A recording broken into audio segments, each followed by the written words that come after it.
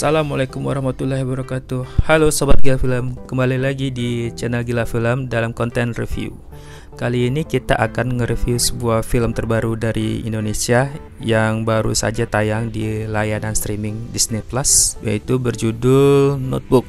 Film terbaru yang dibintangi oleh Amanda Rawles dan Dimas Anggara, disutradarai oleh Karsono Hadi dan ditulis oleh Tisa TS. Ceritanya sendiri bercerita tentang karakter Rintik yang diperankan oleh Amanda Rawles, seorang guru muslimah yang ditugaskan di pedesaan Sumba, Nusa Tenggara Timur. Rintik dalam lingkungan barunya selain mengajar juga harus beradaptasi dengan lingkungan kehidupan sekitar.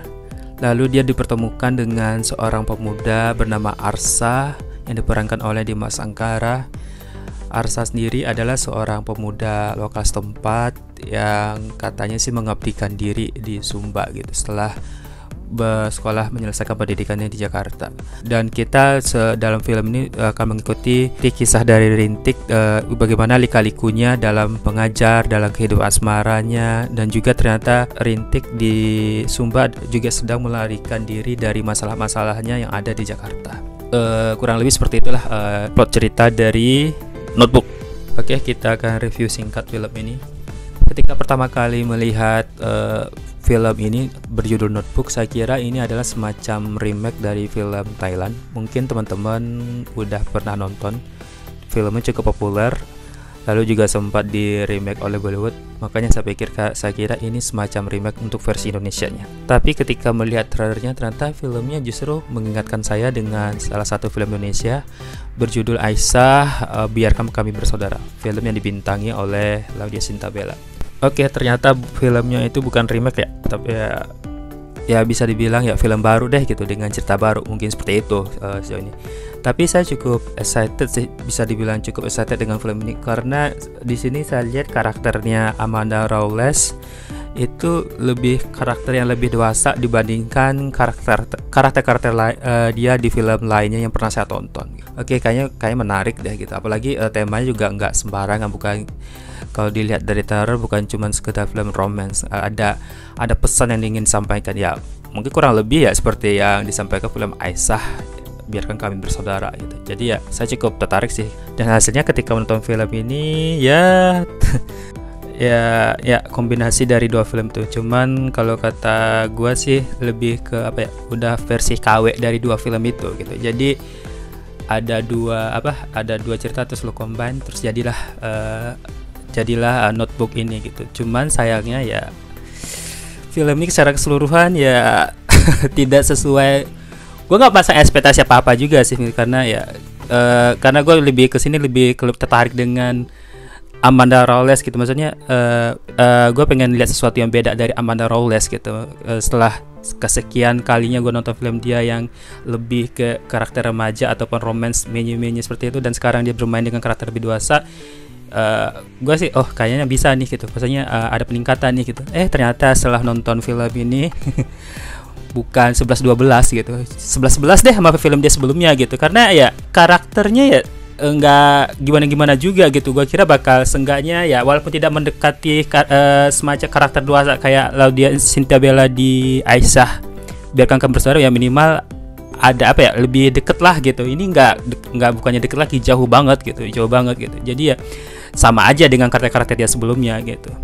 Itu itu impresi pertama kali nonton filmnya adalah Amanda Rawles ya. Oke, ternyata Amanda Rawles gagal nih gitu. Bukan gagal ternyata tidak sesuai yang gue harapkan gitu. Ternyata karakter masih sama aja dengan film-film dia sebelumnya. Terus ke cerita gitu. Nah, ini ceritanya udah juga agak gue bilang sih bisa dibilang hancur gitu, karena nggak jelas ini maksudnya ini film mau dibawa kemana gitu, lebih pengen dibawa ke romance atau lebih titik beratkan ke soal tentang pendidikan deh gitu, tentang pendidikannya di Indonesia bagian timur itu sangat ketertinggalan bagian pendidikan. Cuman kata gue sih ya hal itu juga tidak tersampaikan dengan baik di film ini, karena ya itu nggak jelas, udah ngombain dua film yang berbeda, terus hasilnya juga nggak jelas mau apa. Contoh adalah bagian untuk ceritanya gitu.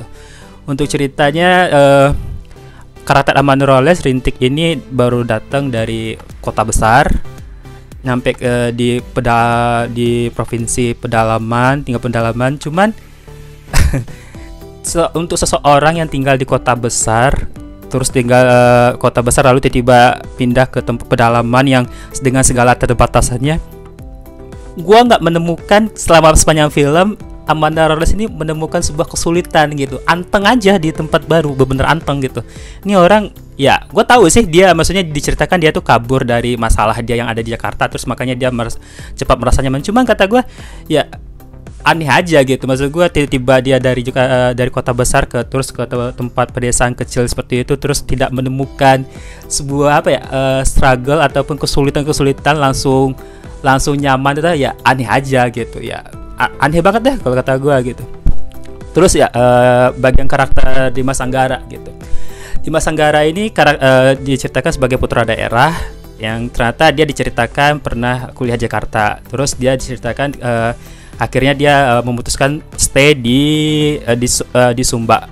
Oke, di Sumba itu. Tapi dia di situ ngomong, karakter Dimas Anggara ngomong dia pengen di Sumba karena pengen membangun Sumba. Cuman sepanjang film gua nggak ngerti deh, benar-benar ngerti. Sepanjang film itu kita tidak ditunjukkan kerjaan dia itu apa gitu, membangun Sumba itu apa. Dia cuman sepanjang film itu cuma jemput karakter Rintik, bolak-balik, terus mencoba PDKT gitu doang kerjanya. Gua nggak ngeliat dia tuh membangun Sumba apaan gitu. Dan itu makin aneh ketika di ending, ketika tiba-tiba karakter Dimas Anggara ini tiba-tiba udah jadi guru aja. Udah guru, entah apa kualifikasinya dia bisa jadi guru gitu. Padahal Rintik didatangkan dari Jakarta adalah untuk mengisi kekurangan guru. Tiba-tiba dia jadi guru. Kenapa nggak dia aja dari awal jadi guru gitu.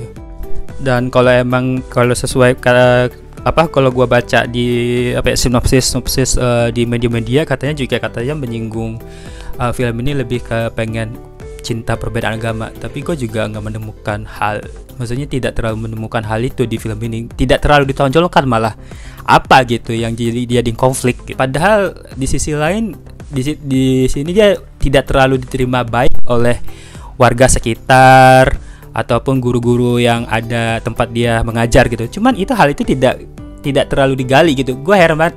Contoh pas di adegan pertama itu, ada adegan pertama ketika Rintik nyampe di sekolah, terus dia mengajar di situ, sampai sama sekali tidak ada interaksi antara Rintik dan guru-guru yang lain kecuali kepala sekolah ya. Kepala sekolah pun cuma semacam welcome doang gitu. Maksudnya ya lu kan guru baru ya, guru baru gitu.